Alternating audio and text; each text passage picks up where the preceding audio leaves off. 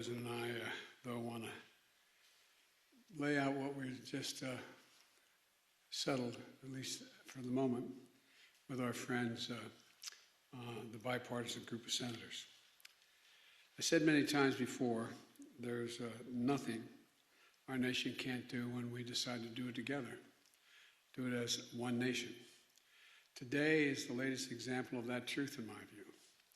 I'm pleased to report that a bipartisan group of senators, 5 Democrats, 5 Republicans, part of a larger group, has come together and forged an agreement that will create millions of American jobs and modernize our American infrastructure to compete with the rest of the world and own the 21st century.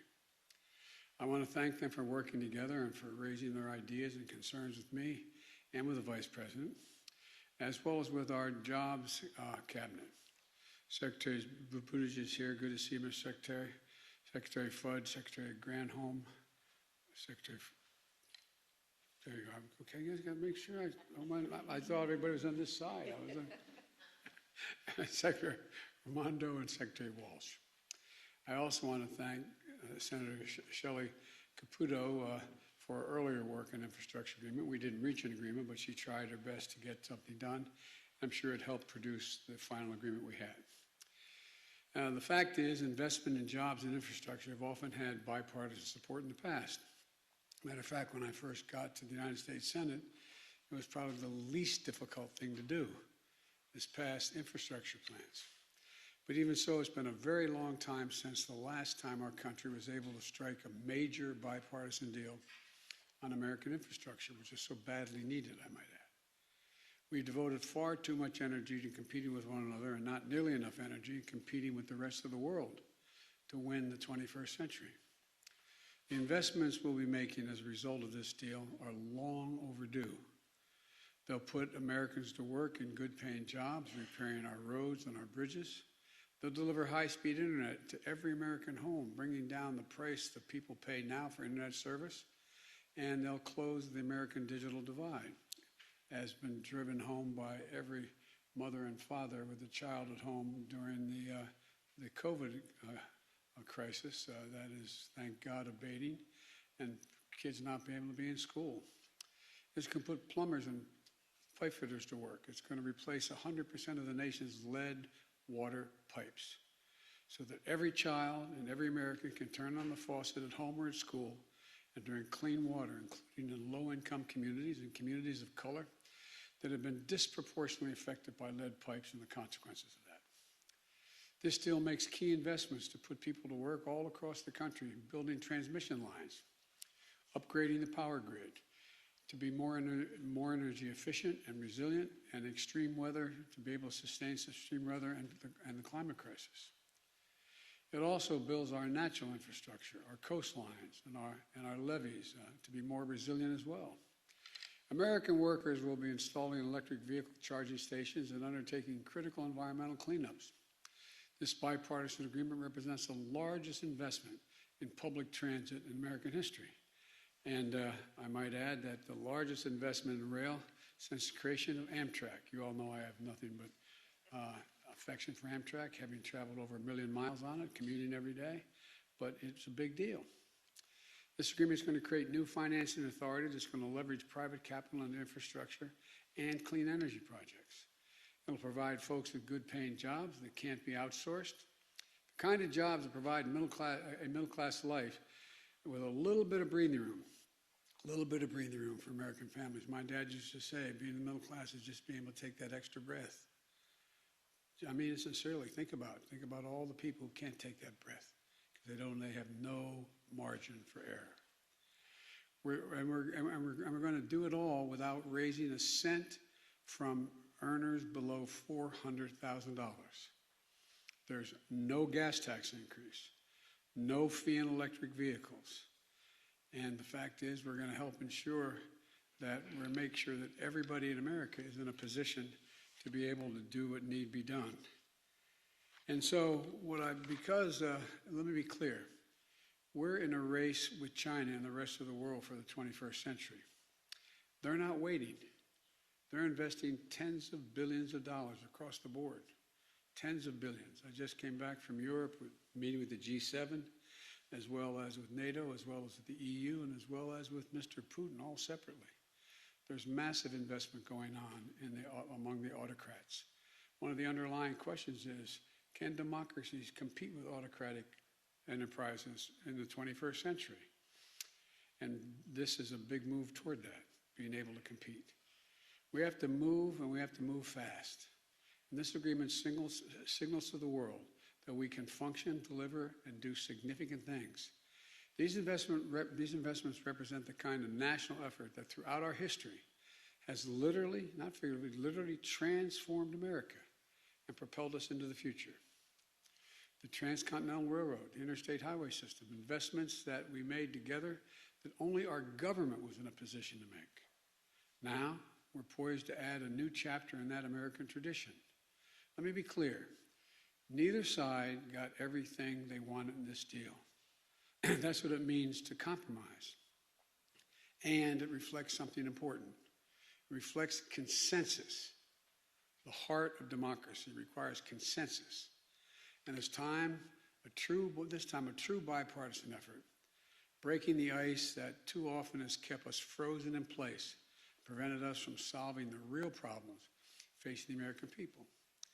This deal means millions of good-paying jobs and fewer burdens felt at the kitchen table and across the country, and safer and healthier communities. But it also signals to ourselves and to the world that American democracy can deliver. And because of that, it represents an important step forward for our country. I want to be clear about something else. Today is a huge day for one half of my economic agenda, the American Jobs Plan. It delivers clean transportation, clear water and clean water, universal broadband, clean power infrastructure, and environmental resilience. In these areas, invest 2/3 of the resources that I proposed in my American Jobs Plan, 2/3 of what I call for in those areas. But I'm getting to work with Congress right away on the other half of my economic agenda as well, the American Family Plan, to finish the job on child care, education, the caring economy, clean energy and tax cuts for American families, and much more. For me, investment in our physical and human infrastructure are inextricably intertwined. Both make us better off and stronger. The case for these investments is clear. Economists, left, right, and center, independent Wall Street forecasters, they all say that these kinds of public investments mean more jobs, more workers participating in the labor force, higher productivity, and higher growth for our economy over the long run. Both need to get done. I'm going to work closely with Speaker Pelosi and Leader Schumer to make sure that both move through the legislative process promptly and in tandem. Let me emphasize that. And in tandem. We need physical infrastructure, but we also need the human infrastructure as well. They're a part of my overall plan. What we agreed on today is what we could agree on, the physical infrastructure. There was no agreement on the rest. We're going to have to do that through the budget process. And we need a fair tax system to pay for it all. I'm not going to rest until both get to my desk. And lastly, I know there are some of my party who discouraged me from seeking an agreement with our Republican colleagues, who said that we should go bigger and go alone. To them, I say this: I've already shown in my young presidency that I'm prepared to do whatever needs to get done to move the country forward. That's what I did with the American Rescue Plan, which is $1.9 trillion. Let me say this: when we can find common ground, though, working across party lines, that is what I will seek to do. The reason why is because the broader support a proposal has in Congress, the stronger its prospects for passage.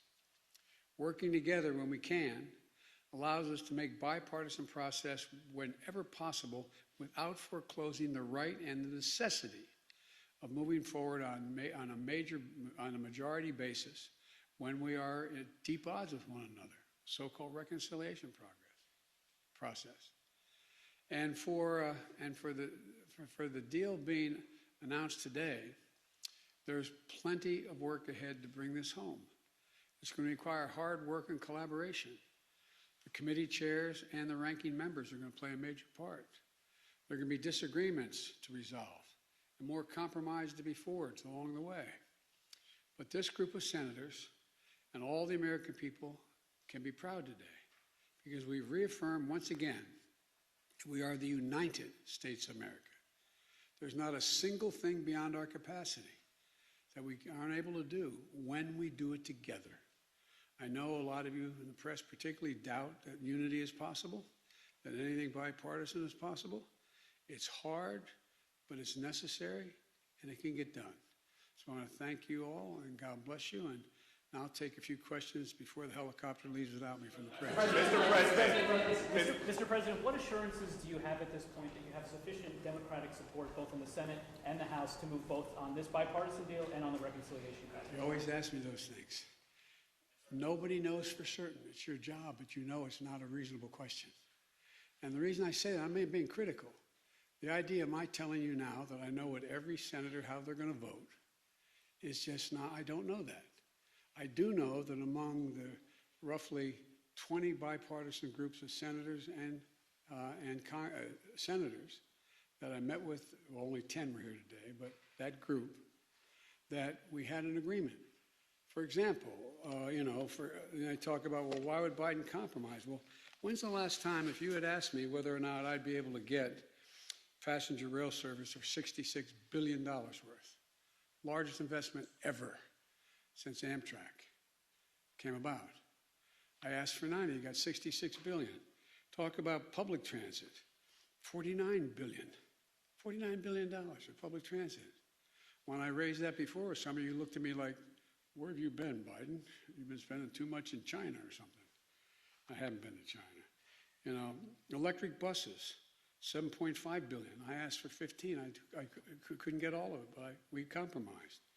Electric infrastructure, that is charging stations along the roads. I asked for 15, I got 7.5.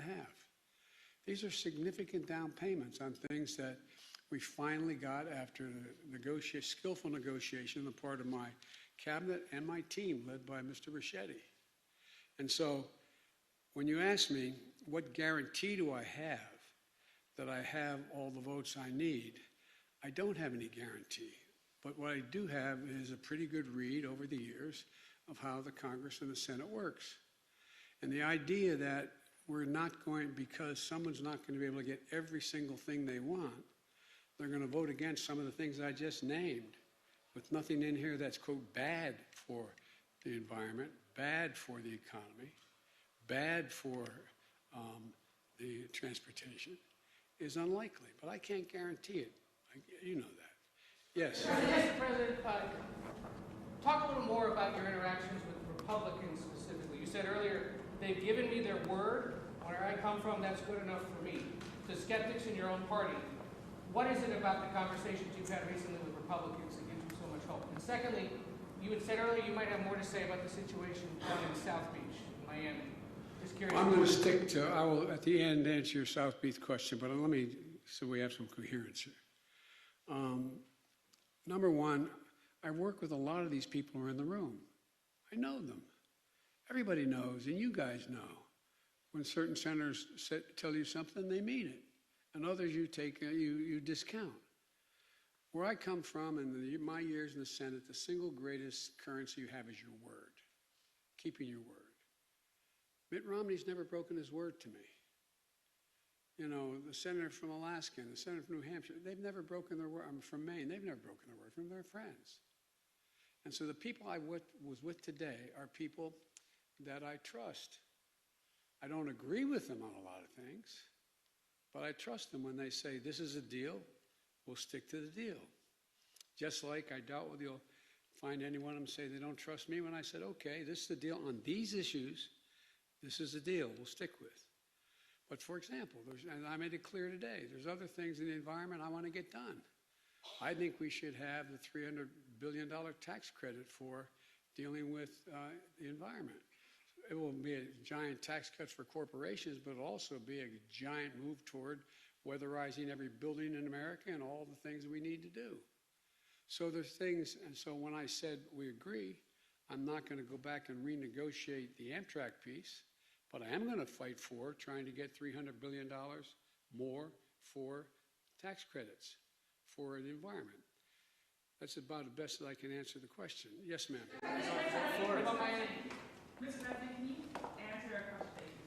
Thank you so much. My question is on the timeline. There are families who are looking at the family plan and wondering when that help is coming. Can you talk, things that are being promptly and in tandem, but can you say anything more about that? And what does this signal for future deals? There's still things like voting rights and policing reform that are not able to get bipartisan deals. What does this tell you? What have you learned in talking to Republicans about what could happen in the future? Let me take, you asked 3 essay questions, and legitimate questions. We asked 3 of them. The first one related to what again? The first one's on the timeline. When do you think this two track? And you said when people are waiting for relief. I got them $1.9 trillion relief so far. They're going to be getting checks in the mail that are consequential this week for childcare. A lot has been happened already, number 1. Number 2, I'm going to fight like heck to get them the rest of what I think has to be done. On education, for example. My proposal was in the family plan, early education and free community college. I'm going to fight like the devil to get that done. But it's not going to be with Republican help. I'm going to have to get every Democrat and do it through reconciliation if it gets done. So that's number 1. Yeah, I think based on my being out in the street and polling data, I think the people who need the help the most trust me to be fighting to get them the help they need. They know who I am and they know my record. With regard to the issue of what about voting rights? Voting rights is maybe the most consequential thing. I think I'm going to be going around the country, spending time making the case to the American people that this just isn't about showing an identification that this is who I am when I vote.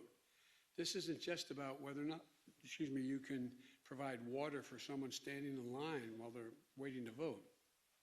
This is about who gets to judge whether your vote counted after it's been cast. Think about it. Up to now, every state and the federal government has assumed that there would be officials who were appointed and or elected in states where the election commissioners bound by an oath that they would uphold certain requirements to make sure the vote was honest and fair. What these guys are trying to do now, in rough approximation, is say that if we don't like the way the vote turned out and we control the state legislature, we're going to say the vote didn't count. And we're going to recount. That's never happened before. It's wrong. Who in God's name, as my mother would say, died and left them boss? Your vote has to count when you cast it. There's a lot of ancillary pieces of this legislation I strongly support. I strongly support the idea that if I had my way, there'd be no private contributions to see who gets elected, how much money you raise. If I had my way, and I think it's really important that every election day would be a day off because people who work certain shifts can't make it to the election. I would make sure there's automatic registration when you turn 18. That's what I think everybody thinks this fight is about. And it's a worthy fight, but it's much more profound than that. It's about saying that the legislature in Georgia could decide, if it's a Republican legislature, on reflection, we don't think that election was fair. We're going to vote to say it didn't count. It's just simply wrong. It's wrong. And in my view, it borders on being immoral. This is the sacred right to vote. As John Lewis said, it is the most important right you have. And so I'm going to be making the case across the country, and as best I can to seize overturn. Mr. President, Mr. President. You said you want both of these measures to come to you in tandem. Did you receive any assurances that that will happen? And how do you anticipate, what will you do? I control that. If they don't come, I'm not signing. Real simple. So what I expect that in the coming months this summer, before the fiscal year is over, that we will have voted on this bill as well, the infrastructure bill, as well as voted on the budget resolution. And that's when they'll, but if only one comes to me, I'm not, if this is the only thing that comes to me, I'm not signing it. It's in tandem. Mr. President, do you support then Speaker Pelosi's stated plan to hold the bipartisan deal in the House until the Senate also passes reconciliation? Do you support that sequencing on her part? Yes. But Mr. President, your Mr. own party is not President. on the same page about the reconciliation package. So by moving forward with this two-track system, are you putting the bipartisan bill in jeopardy? Sure, the bipartisan bill was, look, the bipartisan bill from the very beginning was understood there's going to have to be the second part of it. I'm not just signing the bipartisan bill and forgetting about the rest that I proposed. I proposed a significant piece of legislation in 3 parts. And all 3 parts are equally important. And by the way, my party, everybody tells me what my party is. My party's divided. Well, my party is divided. My party's divided, but my party is also rational. If they can't get every single thing they want, but all that they have in the bill that before them is good, are they going to vote no? I don't think so. Yes. President, are you, 48 hours ago, it seemed like this deal was kind of in a rough place or didn't necessarily have a path forward. What clinched it? What changed the dynamic that you saw? And also, would you be willing to include a debt ceiling increase in either of the 2 vehicles you're talking about? There's probably going to have to be debt ceiling. Whether it's included in either of these bills is not relevant. It depends on what the leadership in the House and Senate thinks how they should proceed, number one. Number two, you notice I didn't have that bleak view you all had. You said 48 hours ago it didn't look good. It looked good to me 48 hours ago. Looked good to our team 48 hours ago. 72 hours ago it looked good too. Wasn't there yet.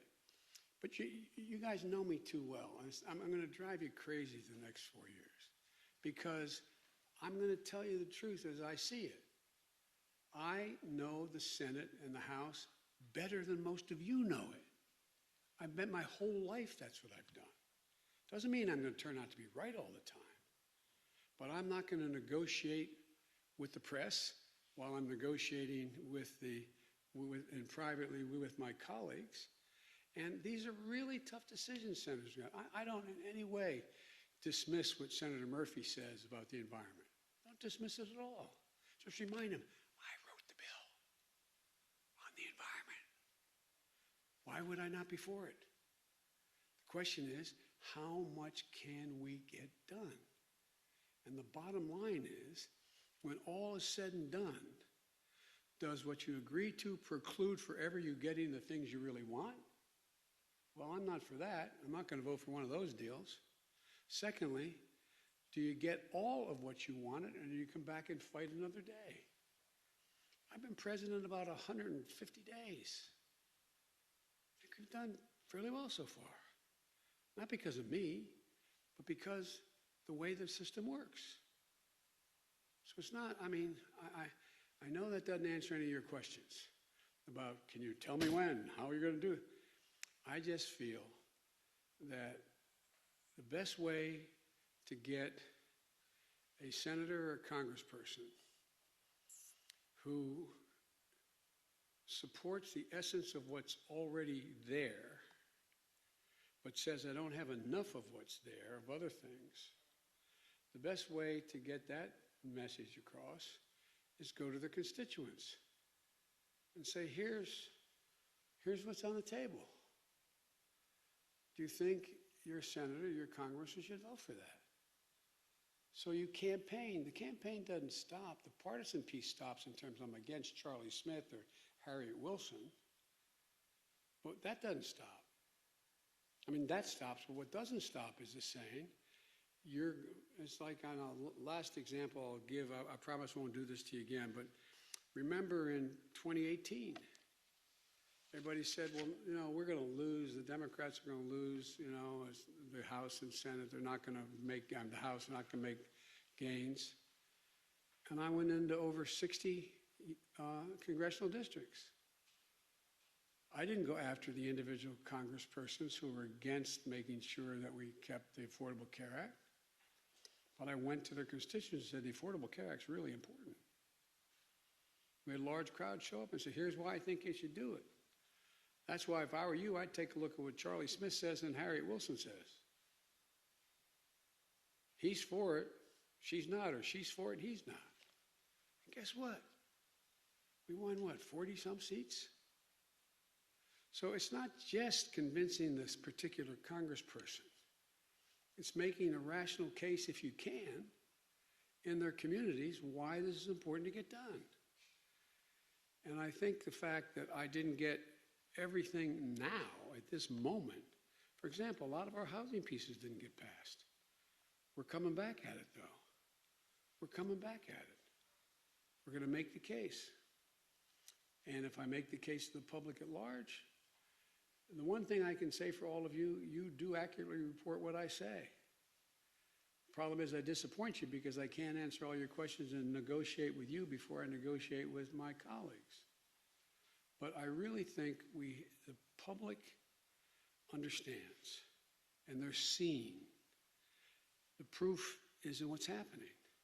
It's now projected our economy is going to grow above 7% this year. Projections from Wall Street to the Fed is going to continue to grow. We're going to increase more, and guess what? Remember you were asking me, and I'm not being critical of y'all, I really mean this. It was legitimate questions you're asking me. Asking me, well, guess what? Employers can't find workers. I said, yeah, pay them more.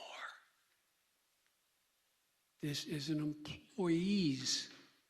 employees bargaining chip now. What's happening? They're going to have to compete and start paying hard-working people a decent wage. And by the way, talk of inflation. The overwhelming consensus is going to pop up a little bit and then go back down. No one's talking about this great, So again, if it turns out that what I've done so far, what we've done so far, is a mistake, it's going to show. It's going to show the economy's not going to grow like it wasn't before. People aren't going to have jobs with increased pay like it was before. People are going to be out of work like it was before with no options. Unemployment's going to continue to climb instead of continue to go down. If that happens, then my policies didn't make a lot of sense. But I'm counting on it not. That's why counting on it's working. I've got to get a helicopter. Mr. President, Will you travel to Florida, sir? Can we ask you about Florida, what you've learned and what you believe Yes, I happened? apologize. Yes, thank you, my President. I've spoken with, coincidentally, the mayor of Miami-Dade was in my office yesterday. And I talked to her today, not about that, obviously. And so I had a long discussion with her today. I've also spoken with, we've been in contact with the Congresswoman, Debbie Wasserman Schultz, who has that district. We've gotten in touch with FEMA. They're ready to go. The governor is going to have to, we can't, they're down inspecting what they think is needed. But I'm waiting for the governor to ask for declare an emergency. And especially as we learn more about what the rest might happen in the rest of the building. So we are on top of it. We are ready to move from the federal resources immediately, if in fact we're asked for it. But we can't go in and do it now, but the FEMA is down there, taking a look at what's needed, and including from everything from if the rest of those buildings have to be evacuated as well, finding housing for those people, making sure they have the capacity to both have a place to shelter and food to eat, et cetera. So that's underway now, and my chief of staff has been deeply involved in this from the very beginning. We got the cabinet involved in it now in terms of dealing with FEMA. We're working on it, and I made it clear. I say to the people of Florida, whatever help you want that the federal government can provide, we're waiting. Just ask us. We'll be there. We'll be there. So thank you so much. I appreciate it. one quick question. What are you hoping the Vice President can do at the border tomorrow? Done a great job so far, and the reason why it's important that she go down, she's now set up the criteria. I've been spoken with President of Mexico, Guatemala, the region, to know what we need to do. Thank you very much. Do you know anything of these reports about moving Afghan amongst other countries who helped during the war? They're going to come. We've already begun the process. Those who helped us are not going to be left behind. You know what country they're going to move to first? I don't know that. I'll be meeting with with Ghani tomorrow. He's coming to my office. That will be discussion, but they're welcome here, just like anyone else who risked their lives to help us. And Mr. President, any more